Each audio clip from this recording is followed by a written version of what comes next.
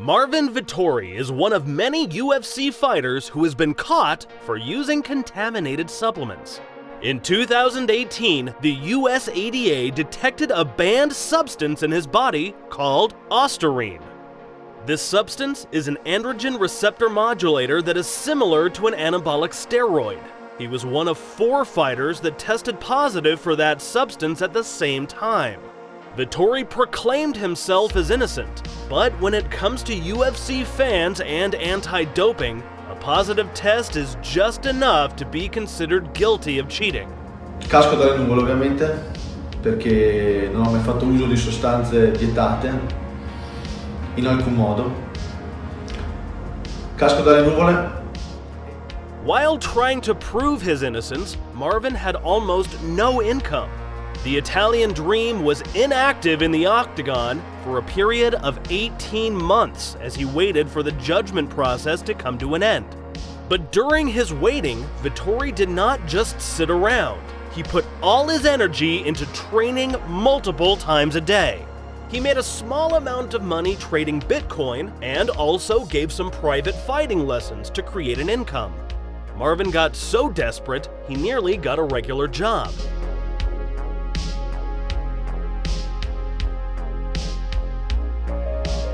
All this training during his inactive period finally paid off. After working with Verdum, his manager Ali Abdelaziz said that Marvin Vettori's jiu-jitsu skills are as sharp as any black belts.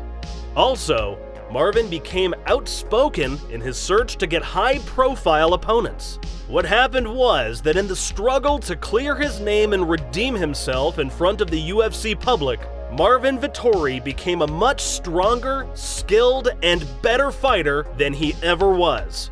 His obsession finally paid off.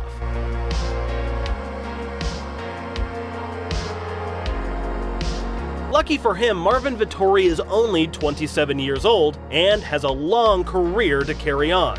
His #1 goal, like most fighters, is to be the world champion.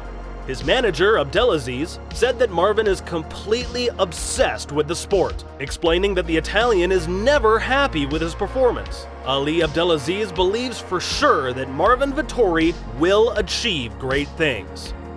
What do you think? Is it possible that Vettori became stronger during his inactive period? Do you believe he has what it takes to become world champion? Let us know your opinion in the comments section.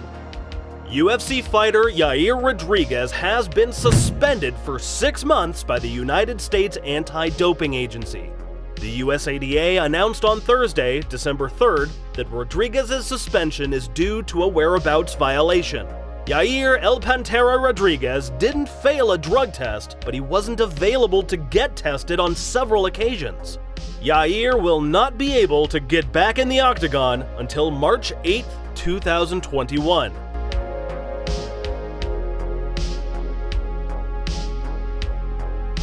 Dana White was asked about Yair during a press conference, but he did not want to talk much about this topic. I don't think he's going to fight soon. Okay. You heard? No. We didn't announce it. I don't know why we didn't, but yeah.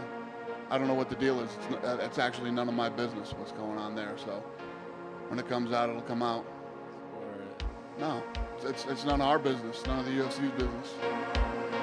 So when they figure it out, they'll let us know. Rodriguez failed to appear for 3 drug tests in 2020. The typical punishment for this type of behavior is usually 12 months of suspension.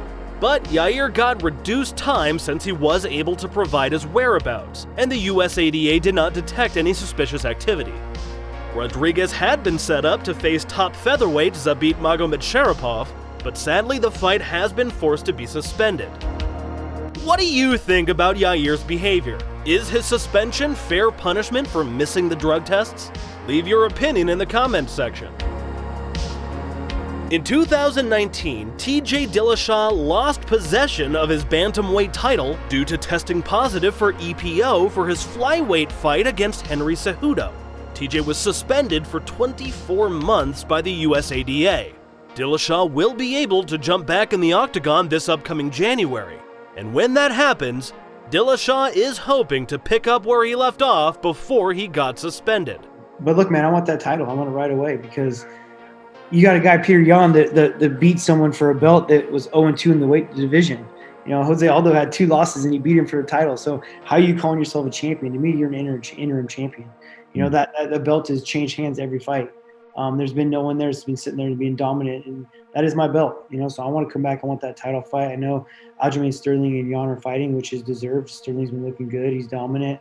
Get that fight out of the way, and then I want the winner. You know, I was hoping they were going to fight this weekend coming up, or the 12th coming up, but that got pushed back. You know, so we'll see what comes of it. But I mean, there's no messing around. I don't want no tune-up fights. I mean, what do you think about TJ's ambitions? Do you think he'll be able to come back as strong as he says? Drop a comment on what your thoughts are on Dillashaw. Thanks for watching this video until the end, and don't forget to hit that like button on your way out. Also subscribe for more combat sport content.